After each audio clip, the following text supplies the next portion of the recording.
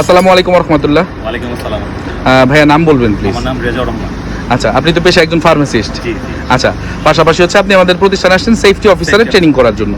আচ্ছা, কোন কোন কোর্সটা শেষ হয়েছে? Official, theoretical?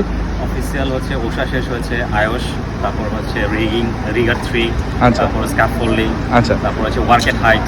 আচ্ছা, তো আপনাদেরকে রিসেন্টলি হচ্ছে স্ক্যাফোল্ডিং এর প্র্যাকটিক্যাল ট্রেনিং করানো হচ্ছে, রিগারের প্র্যাকটিক্যাল করানো হয়েছে।